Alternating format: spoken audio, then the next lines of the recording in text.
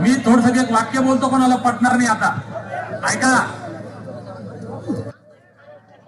आमच्या मराठा बांधवांना आंदोलन केलं.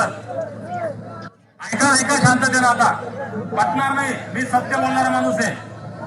4 आयोगानं नाकारलं, हायकोर्टानं नाकारलं, सुप्रीम कोर्टानं नाकारलं, महाराष्ट्रातल्या सगळ्या ओबीसीने विरोध केला, तरी बी जी आर निघले 2-2. कशामुळं? अरे एक मनोज जरांगे पाटील बसला आणि करोडो लोकांचं ऐकलं. आता मग तुमचा संविधान आहे, बाबासाहेबांना दिलं आणि 75 वर्षात मिळत नाही. त्याचं कारण एकच, धनगरी जत्रा, कारभारी सत्रा. बोला. हॅलो. अरे शिकाना, आमच्या आजूबाजूला काय चाललं ते पाहून जरा. नुसतं नावं ठेवायचं. जरांगे पाटील चौथी नापास आहे, सरपंच सगळ्याला भाई भरला ना. हॅलो. 58 मोर्चे काढले मराठा समाजानं. हॅलो. जगात निघले नाही. काय म्हणला?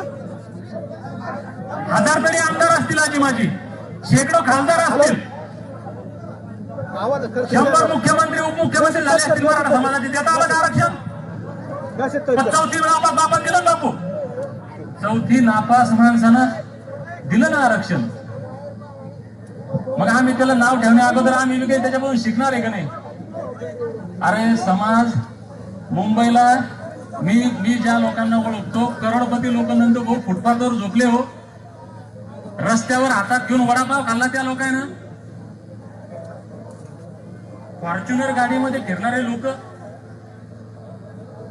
नोकरदार असेल, क्लास 1 अधिकारी असेल, शिक्षक, वकील, डॉक्टर, उद्योजक, असे लोक रस्त्यावर बसले ना मातीत, चिखलात.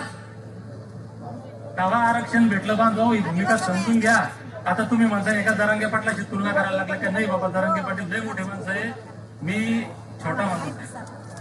पण हे तुम्हाला समजलं पाहिजे, कारण तुम्हाला जर आरक्षण मिळवायचं त्याचा फॉर्म्युला मी सांगणारे म्हणून बोलू राहिलो. आता पटतंय का?